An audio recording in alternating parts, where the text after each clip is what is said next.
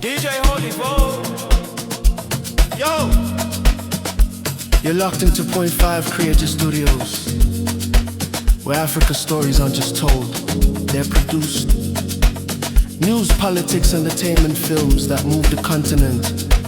We bring the truth, the fire, the creativity. Your world, powered by African storytelling. Point 5 Creative Studios. Point 5 Creative Studios. Point 5 Creative Studios. Point 5 Creative Studios. Point 5 Creative Studios. Yes, hello, mkoma Jeff Judah. Yes, mukudinzwe. Kuri sei? Aiwa boss kuti kuri seko. Unokwakanaka. Right. Vanhu vari kuchema nemi mukoma Jeff Judah. Hongu. Wadi unavharisa internet. Alright, vari kuchema neni ndanani. Zvichida ndogona kunge ndine kwereti nawo ndigone kuripa. Aya mafanzi advocate Nelson Chamisa. Hanzi muri kutukiri advocate Nelson Chamisa. Ndiri kumutuka kupi kana kuti nemashoko api anogona kunge ari mashoko ekutuka nekuda kwokuti panoshandiswa shoko rekuti kutuka munhu zvinoreva kuti pane mashoko anorwadza kana kuti akaipa ari kutaurwa kana kuti zvinhu zvisiri zvechokwadi. Hanzi mamuti mubumbwa. Hapana pandakamboti Chamisa mubumbwa nekuti mabumbwa maZambians vanobva kunzvimbo inonzi bumbwa. Vanhu vekuMalawi tine vanhu vekuMalawi vanonzi mabwidi. Like for example, we recently, it's less than 2 weeks ago, I think there is a video viral on social media. Alec Mchesa achizvitaura pachokwadi abvunzwa nevanhu kuti mudhara munogona shona zvakadai kudarika vanhu vachinzwa muZimbabwe. Munozvifambisa sei, makadzidza sei? Zvikanzi inini ndiri mubwidi achizvitaura iye. Zvino mabwidi pakuziva kwedu vanhu vekuMalawi. Isusu hatina kukura tichiudzwa kuti mubwidi kutuka munhu. Takaziva kuti vanhu vechibwidi vanhu verudzi rwechichawa vekuMalawi. Ndozvatakakura tichiziva isi. Saka kana ndichiti munhu mubwidi handisi kumutuka aiwa. Ndiri kuzitaura kuti munhu werudzi rwechichawa kufanana nevanhu vechibumbwa mamwe machawa. Zviri by tradition. Culture yavo zvokutoti kana nguye vanenge vachitamba gule wamkulu vachiita zvinyawo tinotorespecta kuti mavaona vanhu ava vane rudo netsika dzerudzi rwekwavo vari kuita zvekumusha kwavo. We have so much respect, although isusu kuti tiite zvechigure izvozvo tinodziviswa pamarudzi edu echishona nekuda kwokuti maitiro akadaro kumarudzi edu emuZimbabwe zvinonzi isatanism. Asi kwavo manje aiwa problem. Vanonyatsoitawo nemaitiro avo vachinorara kumakuva vachidya nyama mbishi vachiitira zvavanoita zveupombwe pakuita initiate into that culture. Urufu vanoita iye inonzi sadaka yekubika rice vachisvina mitumbi yevanhu. Culture I respect that nokuti ndinotoimpose culture yavo patiri, then we have a problem. Saka handisi kutuka kana vachiti ndakati Chamisa mubumbwa kwedu. Chamisa munhu werudzi anobva kuMalawi, nzvimbo nedunhu ravo rinonzi rekwaChamisa kuMalawi. It is not a crime yekuti Chamisa akaberekerwa muZimbabwe. It's not a crime yekuti baba vake vakabva kuMalawi vachitsvaga fresh pastures vakasvika muZimbabwe vakazotsvaga munda kwaGutu. That is why hakuna bhuku rinonzi rekwaChamisa kwaGutu. Wakamborinzwa? Haritoriko. Mubvunzei Chamisa kuti mune bhuku here rinonzi rekwaChamisa. Zvinotozikanwa nevanhu vageremo kuti aiwa baba vake vakauya baba vavo vachitsvaga nzvimbo. Zvinozikanwa vanhu vekuMalawi. And I have nothing personal. Munzvimbo vachinogara kunzvimbo yaari kufungidzira ndo yaanoda. JBT. Tendai BT, everybody knows. Not a Zimbabwean. Ndive kuZambia. I have nothing personal against kuti why BT akaberekwa muZimbabwe because munhu he can be born anyway. Zimbabwe aberekerwa muSouth Africa. but they remain Zimbabwean. Ivo avo vakada kuchoose kuti we are not Zimbabweans. Zvinenge zvakwavari. But ndine zvimwe zvinhu zvinoita look into consideration. Anditi zvekuti during my festive seasons, mabhazi anokwidzwa from 800 to 1,800. Unoona maZimbabwean achikwira achiite mabhazi kuda kuenda kumusha. It means that they love their country. Is that correct? Unoona mabhazi anotravel a great distance from Cape Town to Harare, a distance of over 2,300 to 2,400 kilometers. Vamwe vachibata ndege vachienda kuZimbabwe. Vamwe vanobva kuPort Elizabeth, vamwe East London, vamwe they travel about 1,500 from Durban to Harare. Andika, but kunyange vachipedzerwa maprice, handisati ndamboona vanhu vekuMalawi vachitipa festive season yeEaster kana yeDecember taakukwira mabhazi tinoda kumbodzokera kumusha. I've never seen it. Handisi kuti ndavaende kumusha kwavo. I'm not saying about it.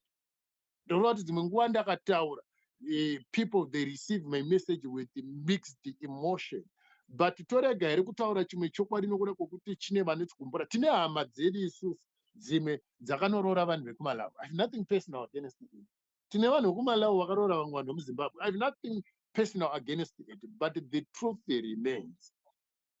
Kuti ava vane background yekwakati vakauya nedzimwe tsika dzinenge dzichikonzeresa matambudziko kana kumwe kuita pakati pedu, zvinogona kuita kuti tivade kana kuvavenga zvichienderana nekuti zvinhu zvavaita zvakanaka here. Wakada kutarisa Zakaria naAlex Machesa, chinoita kuti vadiwe nevanhu inhau yekuti vanoenda kune vanhu nezvinhu zvinodiwa nevanhu zvinonzi magitari. That is a positive lifestyle. Andidika. Kune vamwe vanonzi ana ngwazi, Maki Ngwazi, kuti ngwazi hachisi chishona. Anditi. Chichava anditi, mutauro wekuMalawi. Nevamwe vake vanoridza magitari. Chinoita kuti vanhu vavade nokuvafarira kunyange vari vanhu vekuMalawi. Inhau yekuti trade yavo vari kuipresenta zvakanaka kune vamwe. But inini ndinogona kuzorwadziwa manje semunhu ari within the political circle. Ndakange ndine mafacts anditi ekuziva kuti kuRhodesian Home Affairs anditi kumuseum tine mafiles ekuti vanhu vakabva kuMalawi vachizotsvaga basa vakauya ne so much thousand vakabva kuZambia. Tine mazita evarungu vane mabusiness, vamwe vachivapenyana Mr. White vane mabhazi akashandiswa kutakura vanhu kubva kuZambia kuya muZimbabwe. Anditi kutakura vanhu kubva kuMalawi kuchiuya muZimbabwe. Then tine open history kuti 6 months down the line from the death of Samora Machel kuMozambique. Vanhu kuMozambique vakadeport vachinzi dzokerai kumusha kwenyu hondi yakapera. But deportation yacho maitirwa yakaitwa munhu aitenderwa kunotora gumbezi kana mari yaakacherera mumba. Aingobatwa odzorerwa achinzi dzokera kumusha. But in exchange of that, anditi vekuMalawi vaitowedzerwa kuunzwa muZimbabwe. Ko kuMalawi kwanga kune hondo here. KuZambia kwanga kune hondo here. Vamwe voti vanhu kuMozambique ngavadeportiwe kuye vanhu vekuMalawi nekuZambia nokuda kwokuti at one time we had a federation of which vanhu vacho vanotaura Federation of Rhodesian Nyasaland, they don't understand it deeper. Vamwe kutomubvunza kuti ndiarini haatoziva, but it ran for 10 years, 53 to 63. But this type of federal federation, there are many types of federation. It wasn't a statehood federation. It was a type of federation in the labor broken. It is for this reason why kusina mbubira kwakagadzirwa chitupa chakanzi Federation of Rhodesian Nyasaland, an ID. Akuna mbubira kwakagadzirwa a birth certificate runs the Federation of Rhodesian Nyasaland. Are we together there? Yeah. Akuna mbubira kwaita a company registration certificate yakanzi a person is allowed to practice business in the Federation of Rhodesian Nyasaland. Are we there? I could mention a lot. Akuna death certificate. The few individuals vakapiwa tsamba yeku operate under Federation of Rhodesia. There were some immigration officers vaishandira pama border post to allow fast transition of labor from Zambia and Malawi into Zimbabwe. Are we there? Toda kupanana first hand information. So some of those people, they ended up marrying Zimbabweans in Zimbabwe and my personal relationship.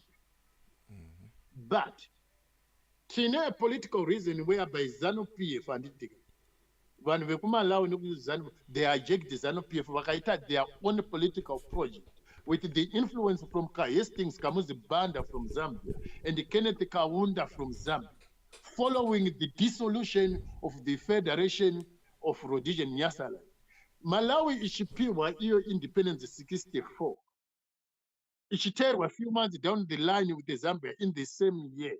Nyika dzakatwa run soul dzadzega economy yadzo yakafa, but they were still left with that mentality kuda create a better federation than the labor broking federation ya 53 to 63. For this 10-year federation labor broking, it was inspired by the British to consolidate the central power within mid-Africa, of which we have a record of which in the years in the 1920s, South Africa under Johnny Smith, they once put big money into Southern Rhodesia, trying to make Southern Rhodesia a province of South Africa. We're talking sense here, we're talking facts here. Are you there? Yes, loud and clear. Right. Now the British vaiwana zvinhu zvakawanda muRhodesia. Now wakada kutarisa pa the collapse of labor broking federation and the Federation of Rhodesia Nyasaland, varungu vakatiza kuMalawi, varungu vakatiza kuZambia on the reason yekuti the climate of Malawi, the climate of Zambia is not sweet, it's not good. Saka, you find with the people, in most of the time they migrate to kunenyika dzine better climate. Wakada kutarisa malaria yekuZambia ne malaria and a yellow fever kuMalawi, it's devastating. Saka munhu akabva kunyika idzo dzakauya kuZimbabwe, it is unlikely kuti you ever dream of going back to Zambia or Malawi. Kazhinji ndisaka muchinzwa vanhu kuMalawi the dream pavanotaura zvekumusha kuZambia nekuMalawi vanenge vada kunotora mishonga, otherwise they don't want it. Then on the reverse, how many Zimbabweans vanoita dream of being a Zambian citizen, of being a Malawian citizen? Avako. Yeah. But we have thousands as we're speaking right now. Vanhu vekumalawi vari kuflood into Zimbabwe and they want access into home affairs kuti iri kucontrolwa nehama dzavo. Saka toenda panhau yekuti ndatuka tiri kuti makaita mabasa akanaka, tingadai tichirumbidza vanhu vekumalawi kuti vanhu vekumalawi vakanaka sitereki.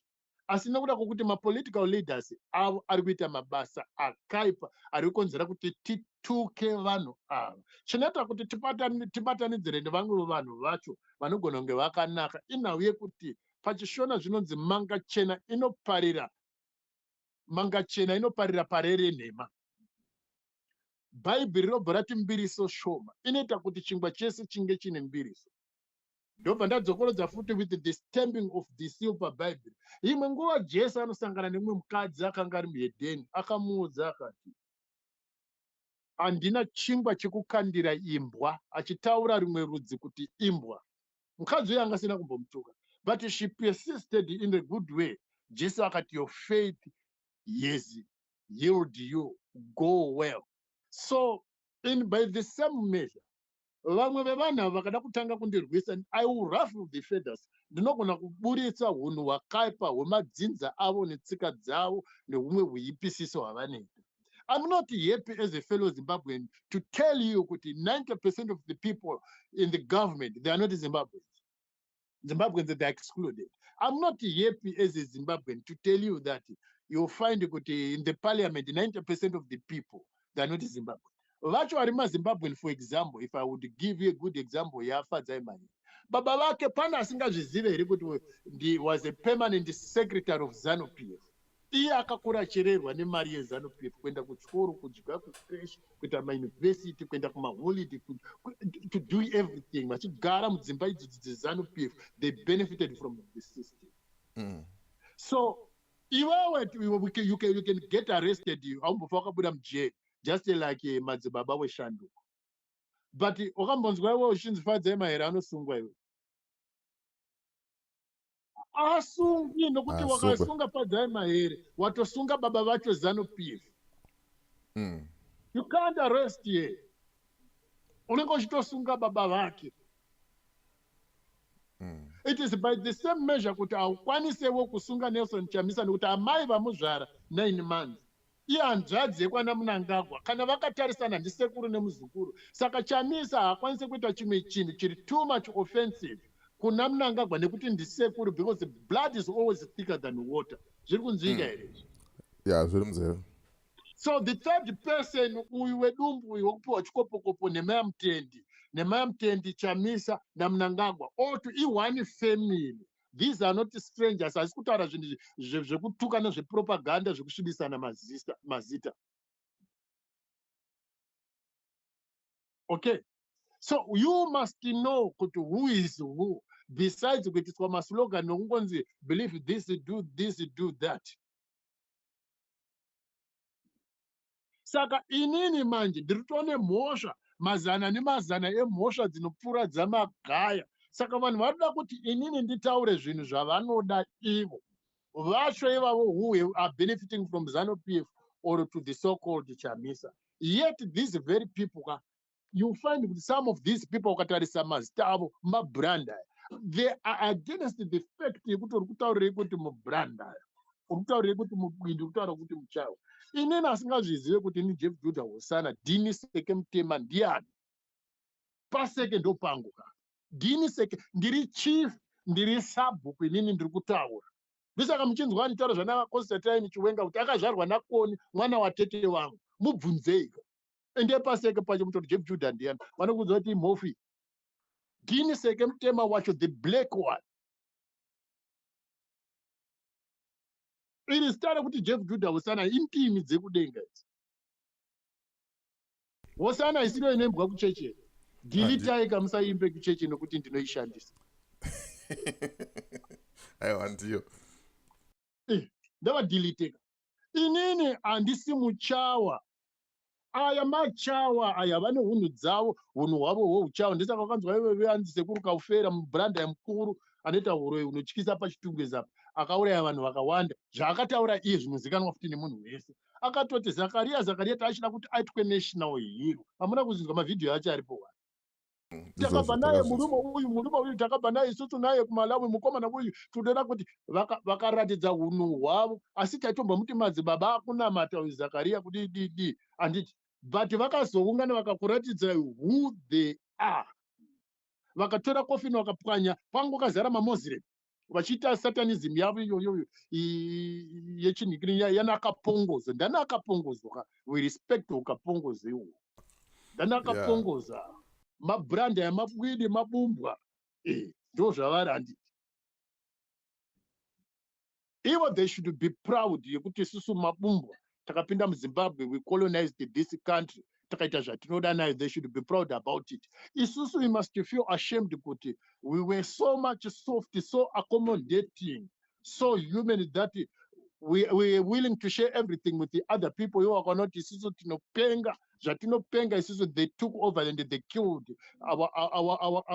our leaders and they made everything their own. That's the difference. Right now, the consulate of Zimbabwe embassy, they are not Zimbabwe. Anapiri ma Zimbabwe nere. Avasa nakapongoza. Anabanda avasa nakapongoza. Vanamwasa avasa nakapongoza. Vanamwala avasa nakapongoza. Ati mabrande yese era ana Zakaria vanana. Yeah. The national team, yes, Zimbabwe Warriors, yakatamba, one of the game which I watched between South Africa and Zimbabwe.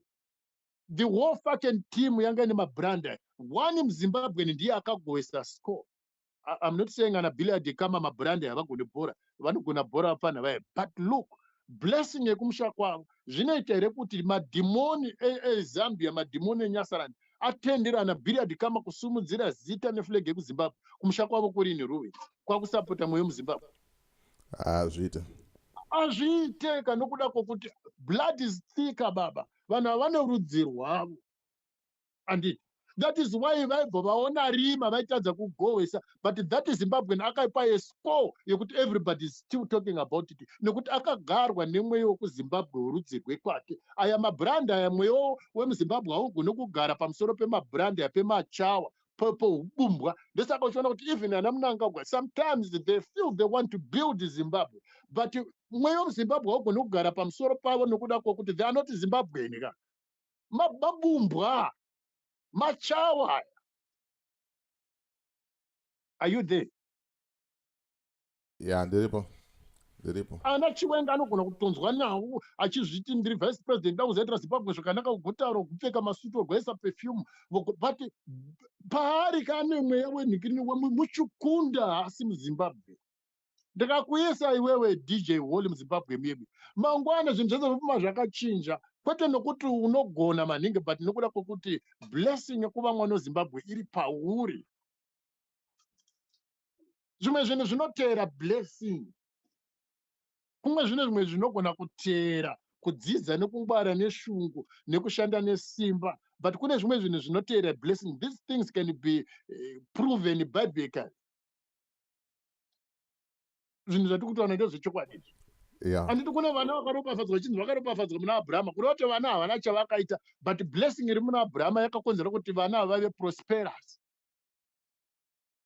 Zvino bumbwa harigone kublessewa muZimbabwe. Blessing is ndisaka Zimbabwe ichimira midzimu yeZimbabwe kune vasingade kunamata noita zvemudzimu. Midzimu yeZimbabwe haigone kublessa vabumbwa muZimbabwe. Midzimu yechibumbwa inoblessa mubumbwa kwake kubumbwa lendi. Ndavanobumbwa here koko vachibumbwanuka kubumbwa hwavo, there's no problem. Vachinyatsobumbwanuka neubumbwa ihwo kuZambia, they will be biggest bumbwas. Mabwidi futi noubwidi ihwo vanokwanisa kuenda musha kwavo ubwidiri kwari koko vakada kubudunuka vachibwidika ikoko noubwidi ihwo, they will become the biggest bwidi, and they will shock us with the greatest prosperity and going forward never, because ubwidi hwavo vanenge vabwidirika vari koko kuchibwidi kwavoko machawa kare. Now the difference between Zambians and Malawians is the similarity that they are the same machawa. Ndosaka uchinzwa mabwide koko nemabumbwa mari dzavo vese dzinonzi makwasha. They are kwashamen. We are not the kwashanists. We are in a league of our own. Saka vanhu vari kuti usataure izvozvo, ndofanira kuti nditaure zvavari kuda ivo. Zvokusapota mabranda ede machawa. Inini handisi kuda izvozvo. Inini ndine freedom of speech yekutaura kuti imi machawa mune rudzi rwenyu ikone zvigore zvazara munyika medu. Ndiani akatanga tsika kuti vanhu vanoenda kurufu vachinoita upombwe pamusoro pemakuva vachitamba chinangwa? Ndiwo machawa. Itsika dzedu here. Handiti ndo zvinhu zvacho zvaidziviswa kuti musaite. Kwavoka hakuna zvinhu zvinoera, but munyika medu zvinoera. Anakapongoza havana zvinoera. Zvino zvavari anakapongoza vada kupongoza onora futi nenini. Inini handisi akapongoza kandi havasada kundiita mupongoza. I'm not a pongozenist. Handisi muchawa. They cannot chawanize me. Naivo kunyange vakati takurira kumasamanyika ndokutaura chisamanyika hazvo. Kana uri muchawa because blood is thicker. Mubranda yakaberekerwa kunhikirini kubhikita zvinomita mukaranga.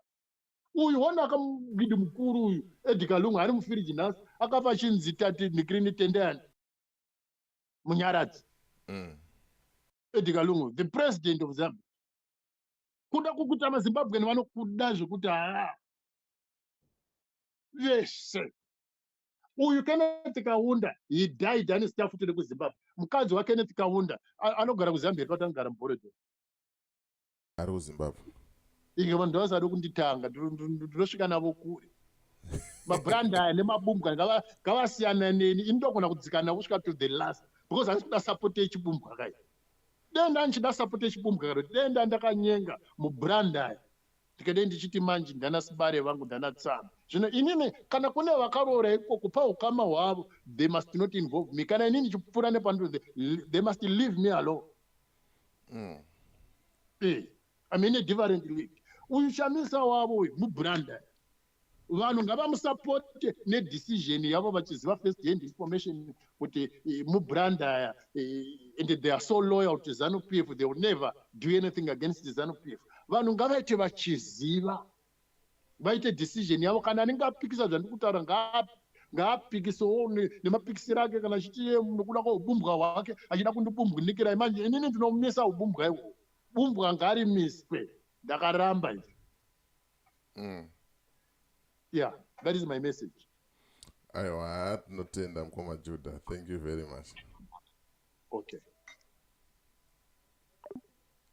Right, mangozvinzwira mega handina ekuwedzera kana ekutapudza mashoko ari kutaurwa namukoma Jeff Judah. Aiwa, musanditange, musandidene, regai tigumire ipapo. As for me, DJ Wally and the rest of the crew behind the scenes, to this bye for now. Let's meet in the next video.